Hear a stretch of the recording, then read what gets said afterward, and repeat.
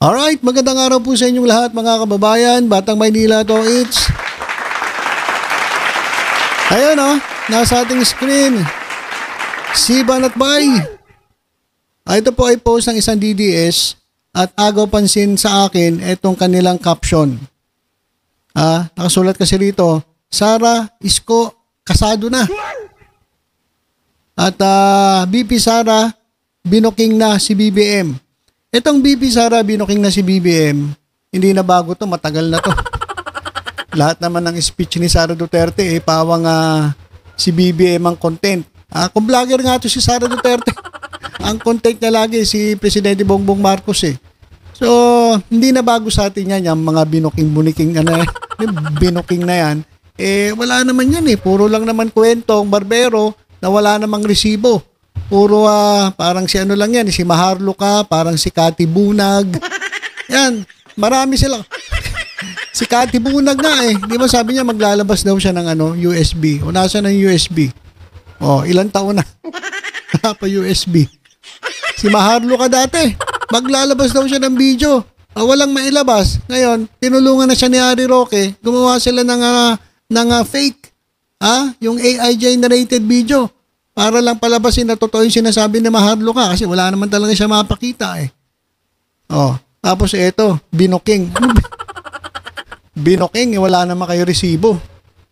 So hindi masyado sa akin agaw pansin itong BP Sara binoking na si BBM kasi matagal na yan, paulit-ulit na lang yan, nakakasawa na yan. Ito mga kababayan ang sa akin, yung agaw pansin. Sara Isko kasado na. Pakinggan lang natin yung umpisa nung sinabi ni Banatbay. Tapos pag-usapan po natin. Magandang araw po sa inyo lahat. Ako po si Banatbay at eto na nga. Totoo ba itong nakikita ko? Naku, ang lupit mga kababayan. BP Sara Duterte, Isko Moreno. Naku po mga kababayan, hindi ho ito ata katanggap-tanggap po sa mga tanso. Hindi ho ito katanggap-tanggap kasi talaga nga namang matindi ho ang nangyaring itong mga nakaraang araw. Nakikita nyo naman po mga kababayan, di ba? Na si Vice President Sara Duterte ay talagang sumama na dito kay Isko Moreno at ikinampanya ho niya ang mga tao ni Isko Moreno, particular na ho sa District 2 at saka sa 3. Naku po, mga kababayan, baka may kasunod pa ito. Malalaman natin sa mga susunod na araw. Okay. So yan mga kababayan, marami ko nababasang comment, mga kwentong marites at merong dagdag na marisol. Ito pong binubuo nilang Sara Isko, mga kababayan.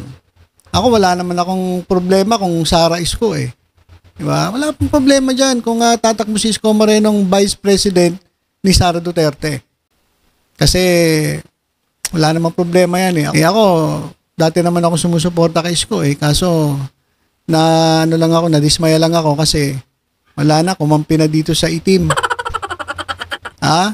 So nung nag-rally ang dito sa yung Yormes Choice.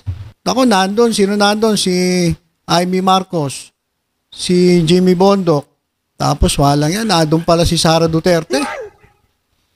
Na sa buong speech niya walang ginawa kundi siraan ng Presidente Marcos. So sabi nila, ayaw daw nila ng negative campaigning. Pero lahat po ng sinabi, negative. Ayun mga kababayan, at eto, baka raw mga kababayan, hindi pa sure. Sara Isko sa 2028. Mga taga Maynila, mga batang Maynila, mga Manileño, ito yung sinasabi ko sa inyo. Darating ang araw, iiwanan na naman kayo. Ang gagawin yan, pepwesto sa Maynila, magpapapogi uli. At sana naman, wag naman we will make Manila utang again. O kaya naman, we will make Manila benta again. Wag naman sana. Kung sakaling manalo. Pero mga kababayan, medyo dikit ang laban Tagilid Lalong-lalo na ngayon Itong tatlo mga kababayan ito. Sumusuporta tayo kay Mayor Hanny Lacuna pero talagang kasama siya sinama na siya ng COMELEC. Ito pong si Sam Versosa, itong si Isko Moreno, maging si Mayor Hanny Lacuna ay pinapagpaliwanag po ng COMELEC dahil daw po sa vote buying. Oh. Si Isko Moreno, wala pa tayong narinig na na kanyang tugon sa COMELEC. Si Sam Versosa naman nag-iiyak. Nag-iiyak at nagsumbong mga kababayan parang bata. So ito nga si Sam Versosa mukhang hindi pa to pwede maging mayor. Kasi pangit yung mayor na ganon, na pag merong issue sa'yo, magsusumbong ka. Pag may issue sa'yo, iiyak ka, tapos maghanap ka ng maituturo, maghanap ka ng masisisi. Pangit yung ganyan, pangit yung ganyang klaseng pag-uugali. At ito, si Mayor Rani Lacuna, o yan mga kababayan, o siya po ay pinapagpaliwanag din. Anong tugon ni Hani Lacuna? Pakinggan ninyo, ibang-iba kay Sam Versosa. Sabi ni Manila Mayor Hani Lacuna, Pangan, siya po ay vowed to respond to the Commission on Elections show cause order, affirming her full trust in the due process of law. So magpapaliwanag siya. At sabi niya, we will disprove and debunk allegations. Patutunayan ko dyan sa COMELEC na na hindi totoo ang binibintang nila. Hindi katulad ng isa dyan na imbis na magpaliwanag at sabihin sa COMELEC na nako, mali po kayo sir, mga sir. COMELEC, mali po kayo. Kasi po hindi po ako nagbo-vote buying. Nagbibigay lang po ako ng spam at bigas. Hindi po vote buying yan. Ayuda po yun, ayuda. So, imbis na magpaliwanag na lang siya, nagturo pa. Ba't hindi mo gayahin itong si incumbent Mayor Hani Lacuna? Ito yung yung talagang mayor. Nagbigay ng samon ang COMELEC. Ngayon, sabi niya, sige, papaliwanag kami. At ipapakita namin na hindi totoo. At mali ang kanilang akusasyon laban sa amin. I-disprove namin yan. I-debunk namin lahat ng accusations. Sabi ni Lacuna, we will comply with the COMELEC's show cause order as soon as we receive a copy because we believe in due process. And the COMELEC is rightfully and properly giving us the opportunity to respond, to dispute and debunk whatever was put forward. We are ready to disprove and debunk. Dapat ganun lang. Hindi yung pupunta ka doon kung saan-saan sa San Andres Bukid, punta ka sa ang bukid-bukid dyan sa Maynila. Pagkahanap pa ngayon, magbibideo ka. Dito po, nagkakabigayan. Ito po mga kababayan, tingnan ninyo. Ako pinagbibintangan ninyo. Ito, dito, nagkakabigayan. 1,000 po dito binibigay. Baka nga po hindi 1,000 eh. So, nag-fake news pa. Nag-fake news pa mga kababayan. So, ewan ko ba dito Sam Versosa? Anong klaseng mayor to? Pag naging mayor to, kawawa po Maynila.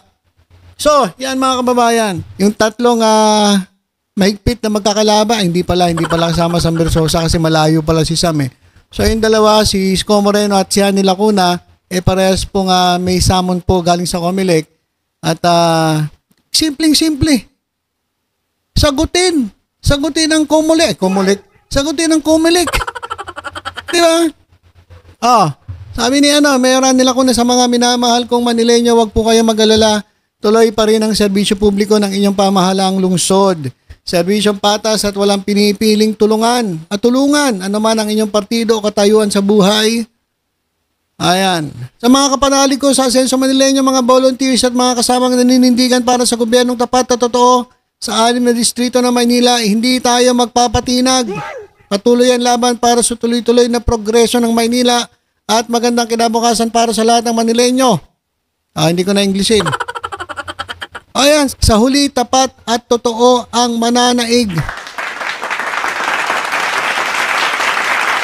Sam Versosa, ganyan lang kasimple. Hindi mo kailangan mag-tantrums. Hindi mo kailangan magbunganga, magsumbong na para kang bata. Hindi ka pa talaga hinog. Huwag ka muna, magkonsehal ka na muna, Sam Versosa. Para at least, medyo tumigas ka. Ang lambot mo eh. Ang dali mong umiyak eh. So, konting lang pala sa'yo, iyak ka, magsusumbong ka, sino-sino ituturo mo. Nga si Mayor Hani Lacuna. Ganun lang. May summon, sagutin. May bintang, i-debunk. Hindi Hindi yung iiyak ka. Para kang bata. Okay, ito na. Balik tayo dito. Ito yung sinasabi ko sa inyo. Mga kapwa ko batang Maynila, mga Manileño. Sino po ang pipiliin ninyo? Yung iyakin? Ha? Yung sumbongero? O itong isa naman. Naiiwan na naman kayo. Sara Isko, kasado na. Sa 2028, malamang iwanan na naman kayo. Kung sakaling iboboto nyo, hindi ko naman sinasabing mananalo eh. Kasi dikit ang laban mga kababayan eh. Sinasabi ko lang, doon sa, ngayon pa lang ay nag-iisip ng iboto si Isko Moreno. Ayan meron silang niluluto. May mekos-mekos na nangyayari.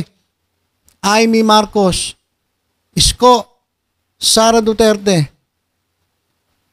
Kung sakaling matuloy ang Sara Isko, sino tatakbong mayor ng Maynila? Sige nga. Diba Amy Marcos? Kasi sigurado ako matatalo to si Amy. Matatalo to eh. Hindi to mananalo sa pagka-senator eh. So, mababakante si Amy Marcos 2025 sa 2028 ngayon. Kung tatakbo si Sara, kung hindi ma-impeach. Ang dami kasing dami kasing kung eh. 'Di ba? If, maraming if kasi. So, Sara Isko. Tapos siguro ewan ko magsi-senator si Amy, alam niya talo siya eh. Mababakante ngayon yung sa Maynila kasi hindi tatakbo si Isko. Papasok ngayon si Amy sa Maynila. Patay kayo. Kaya ngayon pa lang mga kababayan, huwag niyong pahintulutan na pasukin, angkinin, sakupin ng DDS ang lungsod ng Maynila. Tuwan-tuwa ang mga DDS pag nakuha nila Maynila eh. Kaya kung kayo talagang mahal nyo po ang lungsod ng Maynila, never po sa mga DDS. Kasi ngayon mga kababayan, may bali-balita nakikialam po ang China sa eleksyon. Alam naman natin to, mga pro-China to eh. Diba? Ano gusto nyo, pro-China? Anti-Marcos, anti-government, ayun ang iboboto ninyo? Yung nasa paligid ninyo, naninira sa gobyerno, ayun ba gusto nyo iboto? O yung isa na iyakin, na sumbongero. O si Mayor Hani Lacuna, na may issue, sasagutin. Ganun lang kasimple, sasagutin ang issue.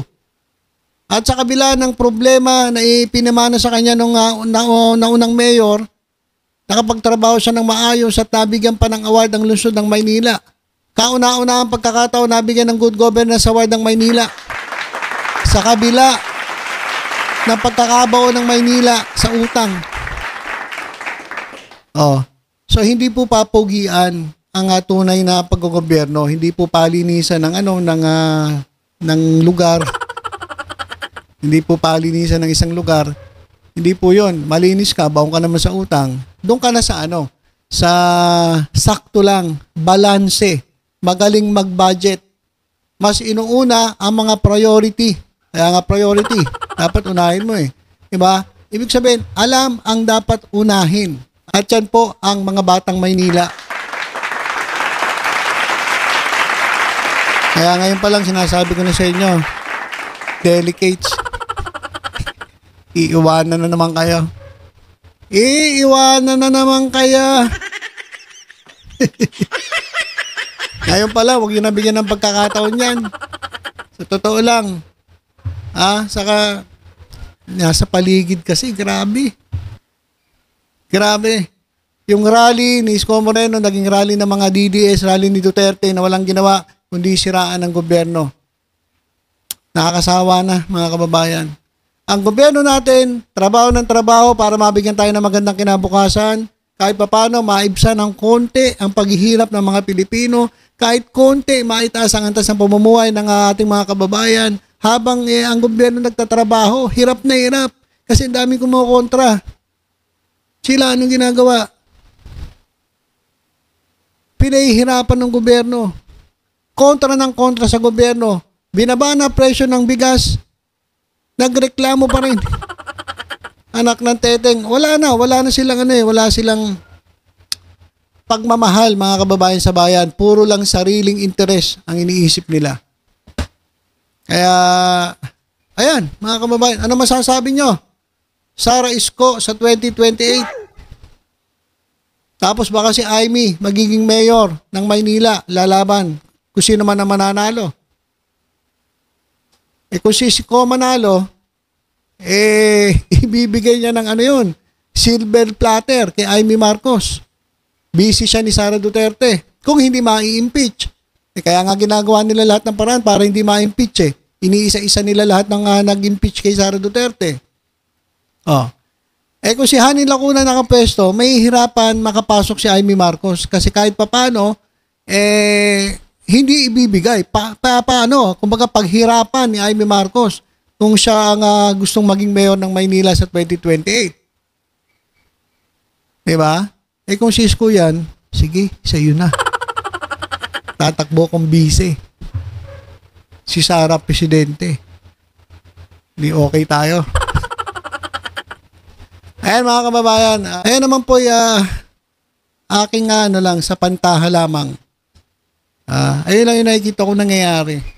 Kaya warning po sa mga batang Maynila, sa mga Manileño, isip, triple.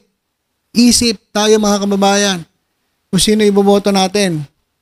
Pero kung ako sa inyo, huwag na kayo mag-isip . Mayor Hani Lacuna na kayo. Para tuloy-tuloy ang pag-asenso ng Manileño. Diba? Alright, so yun lang po. Tutok-tutok lang dito sa Batang Maynila to sa iba pang updates. Ingat po tayong lahat. God bless po.